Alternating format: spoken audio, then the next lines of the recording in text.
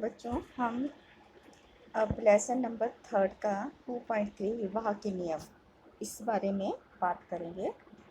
देखिए, जहाँ पितृवंश को बढ़ाने के लिए पुत्र जो थे, आपको बताया था, बहुत ही महत्वपूर्ण थे। जितने भी पिता के संसाधन थे वो उनके पुत्रों को मिलते थे, जिसमें ज्येष्ठ पुत्र को सबसे ज़्यादा मिलता था। लेकिन फिर भी इस जो लड़कियां थी उनकी क्या इम्पोर्टेंस थी। पैतृक संसाधनों पर जो था उनका कोई अधिकार नहीं होता था। अपने गोत्र से बाहर उनका विवाह कर देना ही अपेक्षित था। ये सोचा जाता था कि लड़कियों का उनके जो गोत्र होता था उसके बाहर उनका विवाह कर दिया जाए, और इस विवाह को बहिर्विवाह पद्धति कहते हैं। और इसका तात्पर्य यह था कि ऊंची प्रतिष्ठा वाले परिवार को कि कम उम्र की कन्याओं और स्त्रियों का जीवन बहुत सावधानी से नियमित किया जाता था, जिससे उचित समय और उचित व्यक्ति से उनका विवाह किया जा सके। मतलब बहुत जल्दी उम्र में लड़की के लिए अच्छा लड़का देख के उसकी शादी कर दी जाती थी, ताकि उचित समय पे उचित व्यक्ति से उसका विवाह हो सके। इसका प्रभाव यह हुआ कि कन्यादान अर्थात विवाह में कन्या को भेंट को पिता का महत्वपूर्ण धार्मिक कर्तव्य माना गया। बहुत ही महत्वपूर्ण माना जाने लगा क्या, कन्यादान करना। आजकल भी क्या होता है, जिनकी बेटी नहीं होती है वो भी चाहे अपने भाई की या किसी की भी बेटी का कन्यादान करते हैं शादी के टाइम, क्योंकि ये आज भी सबसे ज़्यादा बड़ा दान माना जाता है। नए नगरों के उद्भव, सामाजिक जीवन अधिक जटिल हुआ। ठीक है, जब नए नगर बसने लग गए तो बाहर से लोग आने लग गए। ठीक है, तो जो शादियाँ थी वो इतनी आराम से नहीं होती थी, तरह तरह की शादी होने लग गई। तो इसके लिए जो था बहुत से नियम बनाए गए। ब्राह्मणों ने तरह तरह के नियम बनाए कि शादियाँ किस तरह होनी चाहिए, और वो ये सोचते थे कि जो उन्होंने नियम बनाए हैं उनका पालन सभी करेंगे। उन्होंने इन नियमों को किस में लिखा था, धर्मसूत्र या धर्मशास्त्र नामक संस्कृत के ग्रंथों में लिखा था। मनुस्मृति जो है इसी तरह का एक धर्मशास्त्र या धर्म ग्रंथ है, जिसमें सारे नियम दे रखे हैं।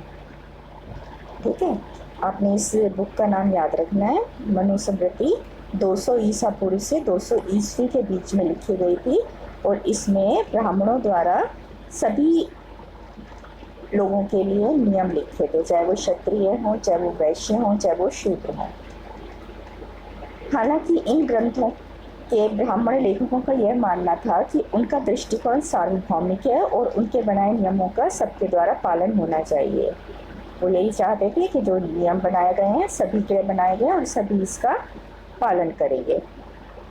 किंतु वास्तविक सामाजिक संबंध कहीं अधिक जटिल थे। यह इस बात को भी ध्यान में रखना जरूरी है कि उपमहाद्वीप में फैली क्षेत्रीय विभिन्नता और संचार की बाधाओं की वजह से भी ब्राह्मणों का प्रभाव सार्वभौमिक कदापि नहीं था। किस वजह से उनका प्रभाव सब पे नहीं पड़ा था, क्योंकि इतना ज़्यादा उस टाइम पे बहुत ज़्यादा फैला हुआ था हमारा उपमहाद्वीप, और जो संचार के साधन थे वो इतने ज़्यादा नहीं थे, तो लोगों को पता ही नहीं चलता था कि उन्होंने क्या लिखे हैं, जो नियम बनाए गए हैं।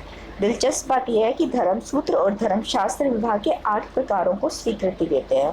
धर्मसूत्र में 8 तरह के विवाह लिखे हैं, जिसमें से 4 को जो है उत्तम माना गया है, जो पहले 4 हैं। अच्छा देखिए, आपको पैराग्राफ दे रखा है साइड में, विवाह के 8 प्रकार। देखिए, इसमें आपको 8 प्रकार में से 4 प्रकार दिए हैं कि किस किस तरह के 4 प्रकार कौन कौन से दे रखे हैं। पहली प्रकार का, चौथी प्रकार का, 5वीं और 6ठी प्रकार का। पहली, कन्या का दान बहुमूल्य वस्त्रों और अलंकारों से विभूषित कर उसे वेदज्ञ वर को दान दिया जाए, जिससे पिता ने स्वयं आमंत्रित किया। और इसमें वर कौन सेलेक्ट करता था, कौन खोजता था, पिता। ठीक है, और वो अपनी बेटी को बहुत सारा दान दे के, बहुत मूल्य वस्त्र दे के, बहुत सारे अलंकारों से भूषित करके विदा करता था। चौथी तरह का जो है, पिता वर वधू युगल को यह कहकर संबोधित करता है कि तुम साथ मिलकर अपने दायित्वों का पालन करो। तत्पश्चात वह वर का सम्मान कर उसे कन्यादान करता है। इसमें वो बहुत ज़्यादा कुछ नहीं देता है, क्या कहता है कि तुम अब साथ रहो और अपने दायित्वों का पालन करो।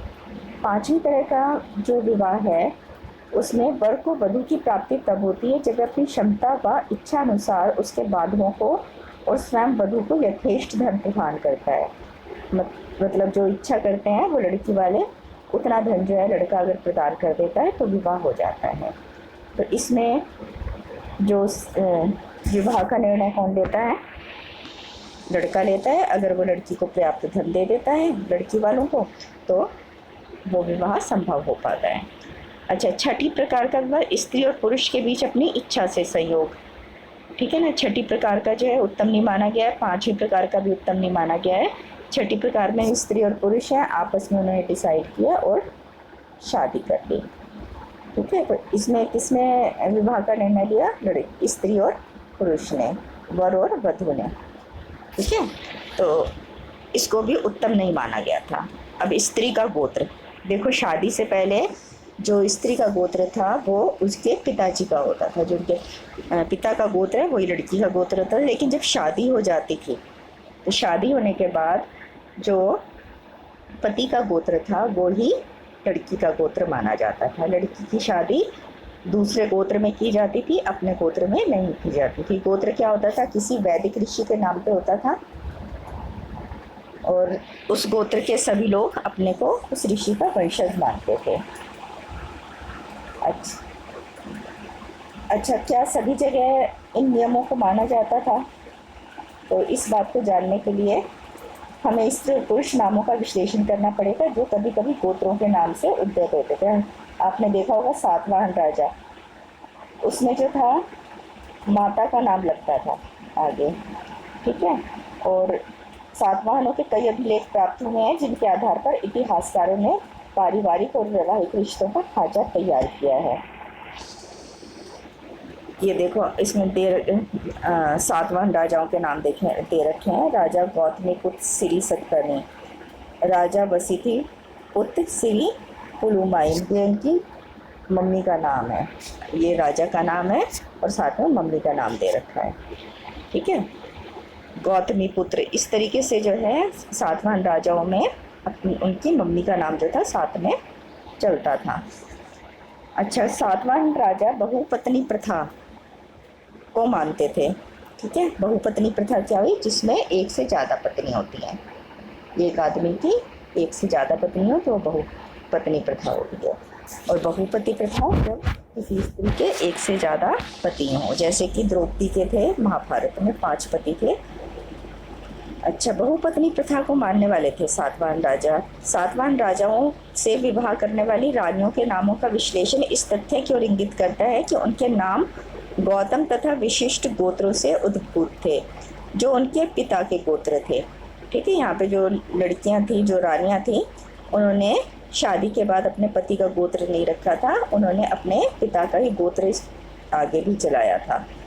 इससे प्रतीत होता है कि विवाह के बाद भी अपने पति कुल के गोत्र को ग्रहण करने की अपेक्षा, जैसा ब्राह्मण्य व्यवस्था में अपेक्षित था, उन्होंने पिता का गोत्र नाम ही कायम रखा। यह भी पता चलता है कुछ रानियां एक ही गोत्र से थी, ठीक है। वैसे तो होता था ना, शादी जो है अलग गोत्र में होती थी, लेकिन ये देखा कि सातवाहन राजाओं में कुछ रानियां जो थी उसी गोत्र की थी जिसका राजा था। यह तथ्य बहिर्विवाह पद्धति के नियमों के विरुद्ध था। अब ब्राह्मणों ने तो कहा था कि शादी जो है दूसरे गोत्र में होनी चाहिए, तो ये जो उन्होंने नियम बनाए थे बहिर्विवाह पद्धति के नियम, उसके विरुद्ध था। वस्तुतः एक उदाहरण एक वैकल्पिक प्रथा अंतर विवाह पद्धति अर्थात बंधुओं में विवाह संबंध को दर्शाता है। तो इसमें इससे पता चलता है कि बंधुओं मतलब भाई बहनों वगैरह में शादी हो जाती थी। बांधवों जैसे मेरे चचेरे भाई बहन, ठीक है, उनके साथ भी विवाह संबंध हो जाते थे, जिससे एक सुगठित समुदाय उभर कर आता था। संभवतः उपमहाद्वीप के और भागों में भी विविधताएं मौजूद थी, किंतु विशिष्ट ब्यौरों की पुनर्निर्मित करना संभव नहीं हो पाया है। अच्छा, अगला टॉपिक आ जाता है कि क्या माताएं महत्वपूर्ण थी। अब आप सोचिए, आपने अगर महाभारत की कहानी पढ़ी है तो उसमें भी आपको पता चलेगा कि उस टाइम पर माताओं को बहुत ही महत्व दिया जाता था। अच्छा, अभी आपको मैंने बताया कि जो सातवाहन राजा थे उनको उनके मातृ नाम से चिन्हित किया जाता था, ठीक है ना, उनके साथ उनकी मदर का नाम, मम्मी का नाम लगा होता था, माता का नाम। किंतु किसी भी निष्कर्ष पर पहुंचने से पहले हमें बहुत ही सावधानी बरतनी थी, लेकिन इससे हम ये नहीं कह सकते कि बहुत ज़्यादा इम्पोर्टेंट, क्योंकि वहाँ पे भी पितृवांशिकता ही चलती थी, मतलब पिता के बाद पुत्र को ही राज्य मिलता था, औरतों को नहीं मिलता था, ठीक है, माओं का इतना ज़्यादा नहीं था। अच्छा, इसमें जो है माता की सलाह, ये एक आपको पैराग्राफ दे रखा है जिसमें बताया गया है कि माता की सलाह पे काम होता था या नहीं होता था।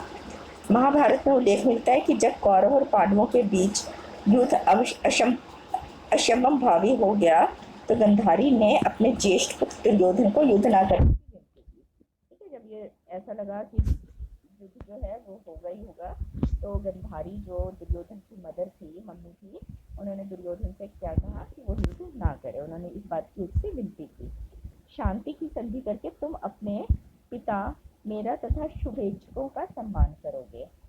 उन्होंने उसे समझाया कि अगर तुम संधि कर लोगे तो तुम अपने पिता का, मेरा और जो भी तुम्हारी अच्छा चाहते हैं, शुभेच्छुक हैं, तुम उन सबका सम्मान करोगे। विवेक पुरुष जो अपनी इंद्रियों पर नियंत्रण रखता है वही अपने राज्य की रखवाली करता है। लालच और क्रोध आदमी को लाभ से दूर खदेड़ ले जाते हैं। इन दोनों शत्रुओं को पराजित कर राजा समस्त पृथ्वी को जीत सकता है। हे पुत्र, तुम विवेकी और वीर पांडवों के साथ सानंद इस पृथ्वी का भोग करोगे। युद्ध में कुछ भी शुभ नहीं होता, ना धर्म और अर्थ की प्राप्ति होती है, ना ही प्रसन्नता की। युद्ध के अंत में सफलता मिले ये भी जरूरी नहीं है। अपने मन को युद्ध में लिप्त मत करो। तो दुर्योधन ने माँ की सलाह नहीं मानी और वह युद्ध में लड़ा और हार गया। ठीक है, तो यहाँ पे इसको देख के तो लगता है कि बहुत ज़्यादा माताओं को महत्व नहीं दिया जाता था, क्योंकि उसकी माता ने समझाया भी, लेकिन उसने फिर भी अपनी माता की सलाह नहीं मानी। किसने नहीं मानी? दुर्योधन ने। लेकिन आगे आप एक कहानी और भी पढ़ेंगे कि जो हिडम्बा थी राक्षसी, जब